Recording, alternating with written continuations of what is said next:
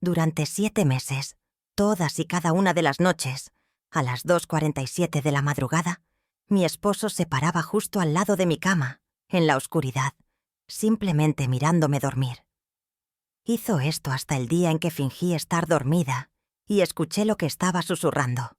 Y, hijo, lo que descubrí destruyó mi vida para siempre. Mi nombre es Hattie Mae Ellington. Hoy tengo 91 años. Cumplí 91 el 3 de marzo de este año. Nací en 1934 en Macon, Georgia. He vivido muchas cosas en esta vida. He pasado por situaciones que, cuando se las cuento a la gente hoy en día, no me creen. Pero todo lo que voy a contar aquí es la pura verdad. Puedes preguntarles a mis hijas, a mis nietos, a cualquiera que me conozca. No miento. Nunca he mentido en mi vida. Antes de continuar con mi historia, me gustaría pedirte un favor a ti que me estás viendo. Si puedes dejar un me gusta en este video y suscribirte al canal Grandma's Journal, me haría muy feliz. He pasado por situaciones que, cuando se las cuento a la gente hoy en día, no me creen. Pero todo lo que voy a contar aquí es la pura verdad. Puedes preguntarles a mis hijas, a mis nietos, a cualquiera que me conozca. No miento. Nunca he mentido en mi vida. Antes de continuar con mi historia, me gustaría pedirte un favor a ti que me estás viendo.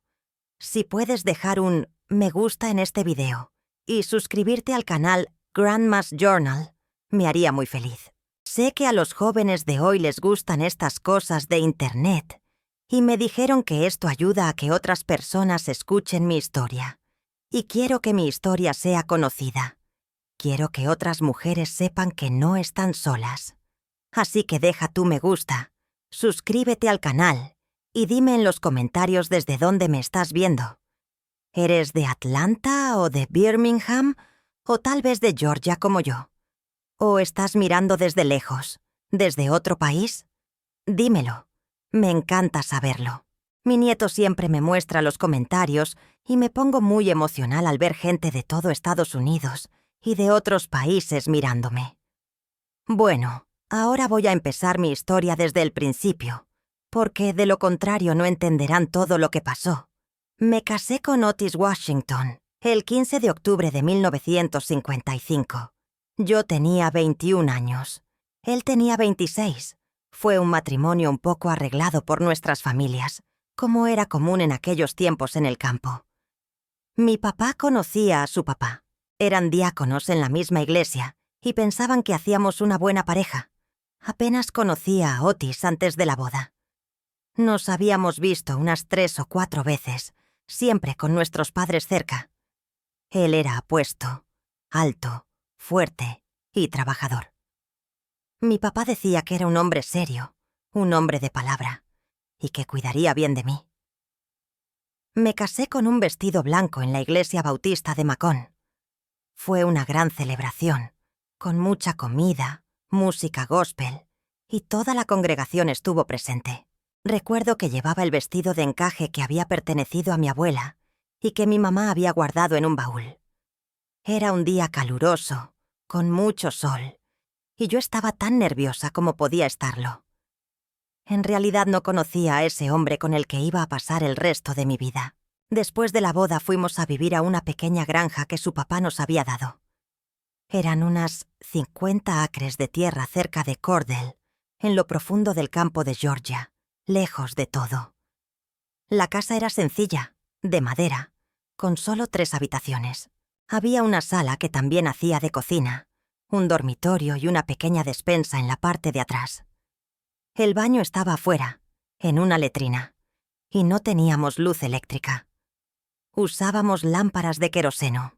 El agua venía de un pozo en el patio. Otis trabajaba en los campos. Plantaba maíz, berzas, batatas y criaba algunas gallinas y cerdos. Yo me encargaba de la casa, lavaba la ropa en una tabla de lavar, cocinaba en una estufa de leña y cosía nuestra ropa. Era una vida dura, pero era la vida que conocíamos.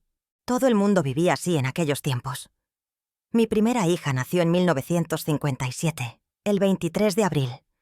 La llamé Ruth porque me gustaba ese nombre bíblico. Me parecía hermoso. El parto fue en casa, con la señora Sebastiana, la partera de la región. Fue un trabajo de parto difícil y largo. Sufrí mucho. Pero cuando vi a mi hija, a mi primera bebé, lo olvidé todo. Era tan pequeñita, tan perfecta.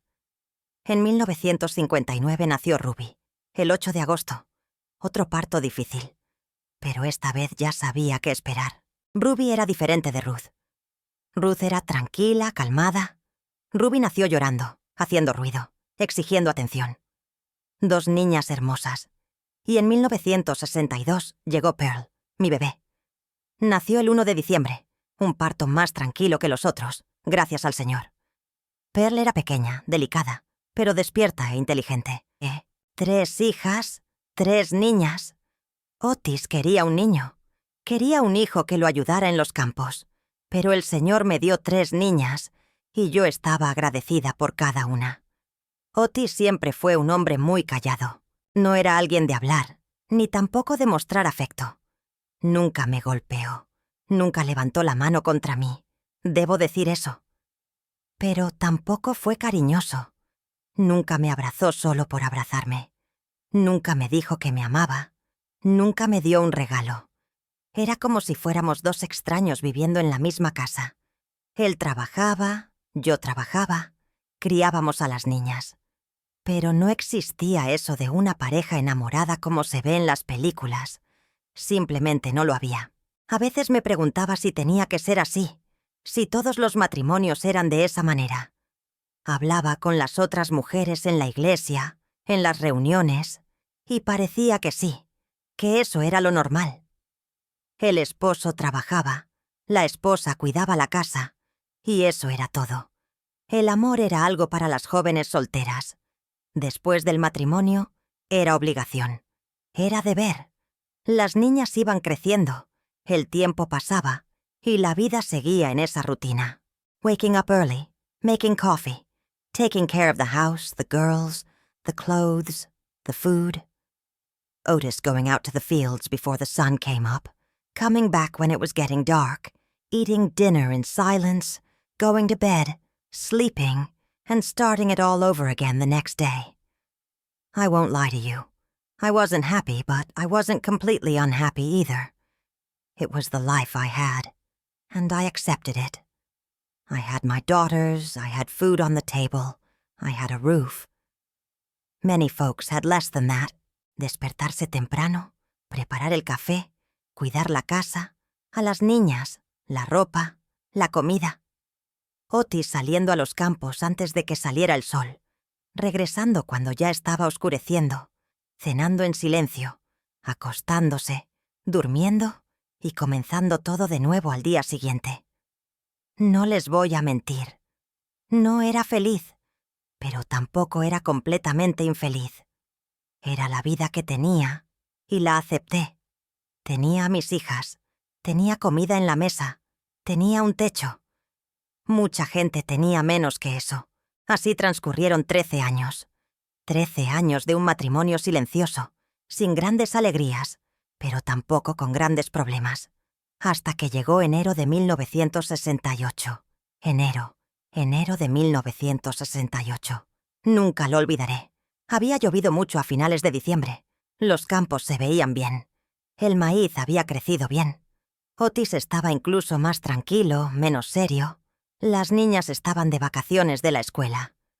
Ruth tenía 11 años y ya me ayudaba mucho en la casa. Ruby tenía 9. Estaba en esa etapa traviesa, trepando árboles, ensuciando toda su ropa. Y Pearl, con 6 años, todavía pequeña, pero ya despierta.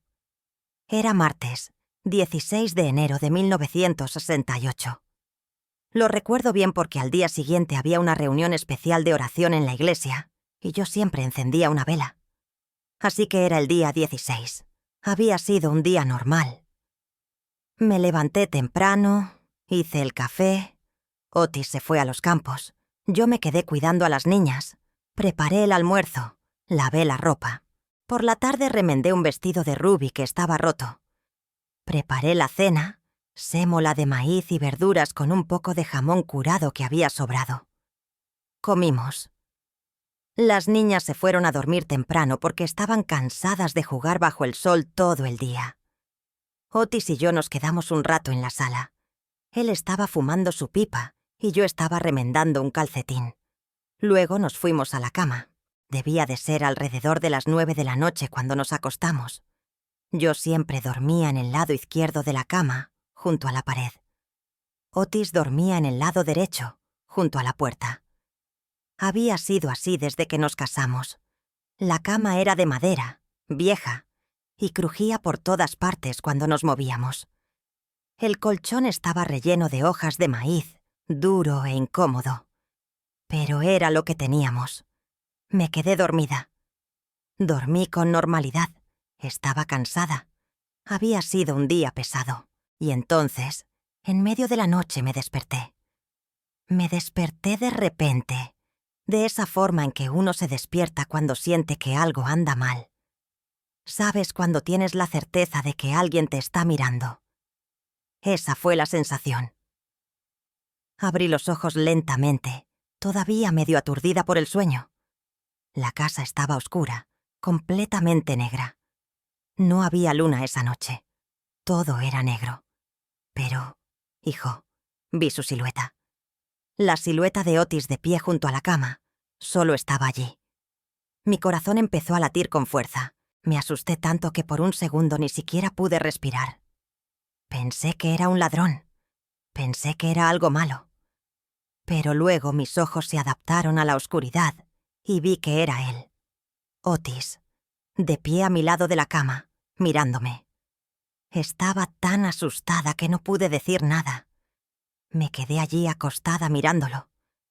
Y él siguió de pie, simplemente observándome. No dijo nada. No se movió. Solo se quedó allí. Después de un rato, no sé cuánto tiempo, tal vez unos minutos, volvió a su lado de la cama y se acostó sin decir una palabra, como si nada hubiera pasado. Yo me quedé despierta el resto de la noche, con el corazón latiendo fuerte, las manos sudorosas, con frío.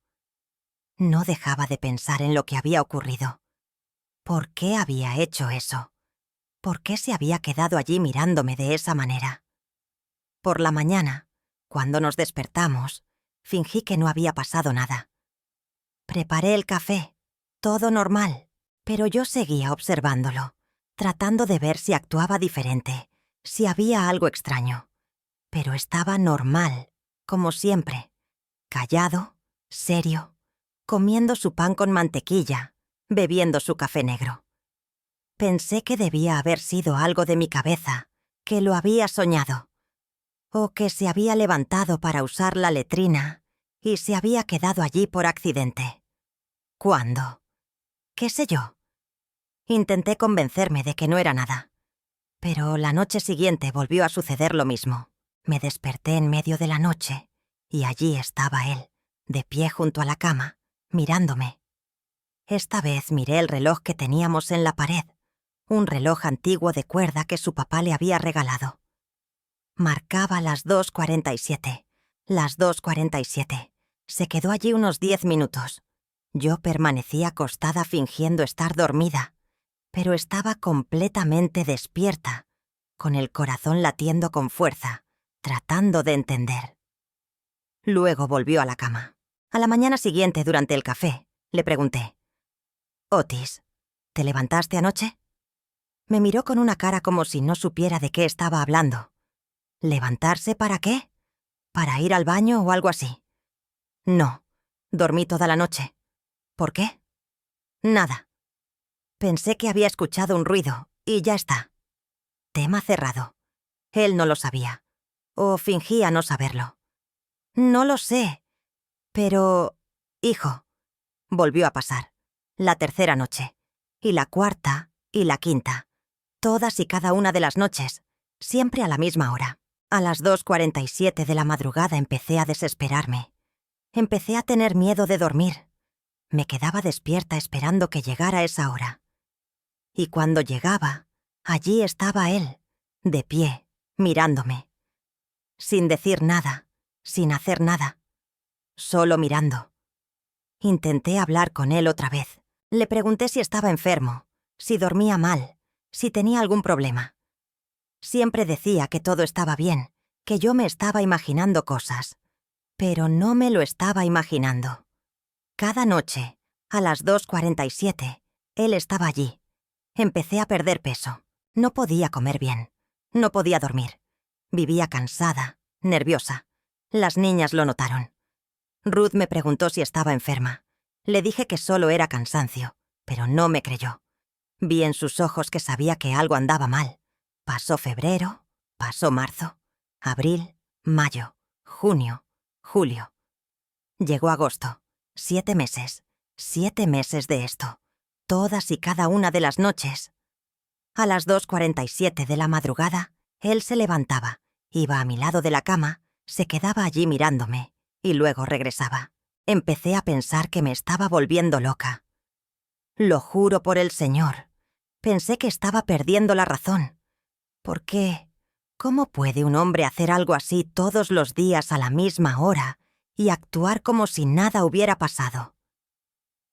Por la mañana pasaba todo el día pensando en eso.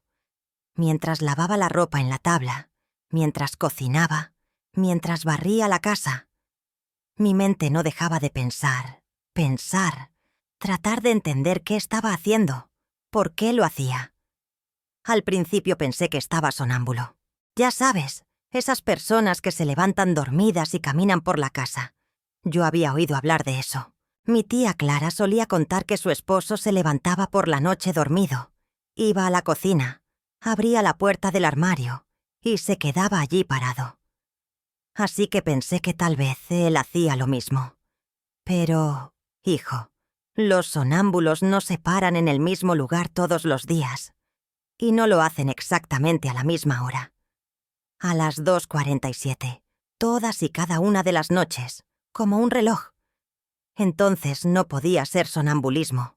Pensé que podía ser una enfermedad, alguna enfermedad de la mente. Había oído hablar de personas que se enfermaban de la cabeza y empezaban a hacer cosas extrañas. El viejo señor Jenkins, de la tienda general, se había puesto así unos años antes. Empezó a hablar solo, a ver cosas que no existían. Tuvieron que llevarlo a un hogar. ¿Sería que Otis estaba enfermo?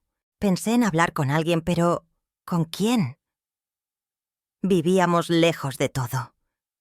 La casa más cercana era la de la señora Idella Banks, que estaba a aproximadamente 1 milla de distancia. No teníamos teléfono. No teníamos nada. Para ir al pueblo había que tomar la carreta, y tardaba más de 1 hora. ¿Y qué iba a decir? ¿Que mi esposo se quedaba de pie mirándome dormir en medio de la noche? Iban a pensar que yo estaba loca. Mi mamá vivía en Macon, lejos. No nos veíamos mucho, solo en Navidad o a veces en Pascua. No había forma de ir hasta allí y volver el mismo día. Y aunque fuera, ¿qué me iba a decir? Mi mamá era una de esas mujeres a la antigua, ya sabes, de las que creen que una mujer tiene que soportarlo todo en silencio. «Te casaste, tienes que aguantar», siempre decía. No iba a servir de nada contarle. Intenté hablar con las vecinas. Un domingo después del servicio, estaba charlando con la señora Idella y la señora Sadie en la puerta de la iglesia. Hablábamos de cosas del hogar, de comida, de esas conversaciones de mujeres. Y me arriesgué. ¿Alguna de ustedes ha tenido algún problema con el sueño de su esposo? La señora Idella me miró con curiosidad. ¿Cómo así, Hattie? Oh, no sé. Como levantarse por la noche, cosas así. La señora Sadie se rió. El mío ronca tan fuerte que da miedo. Despierta a los vecinos. Pero levantarse solo para ir a la letrina. Y no pude continuar. No tuve el valor de contarlo. Iban a pensar que era raro. Iban a empezar a chismear. Los pueblos pequeños son así. Todo el mundo se entera de todo. La situación estaba empeorando. Estaba perdiendo mucho peso. La ropa me quedaba colgando. Mi rostro se había vuelto anguloso. Tenía profundas ojeras oscuras bajo los ojos. Me miraba al espejo y no me reconocía. Parecía un fantasma. Las niñas estaban preocupadas. Ruth, pobrecita, con solo 11 años, ya se había dado cuenta de que algo estaba muy mal. Me preguntaba constantemente, ¿mamá está enferma? No, hija, solo es cansancio. Pero veo que no comes bien, no duermes bien.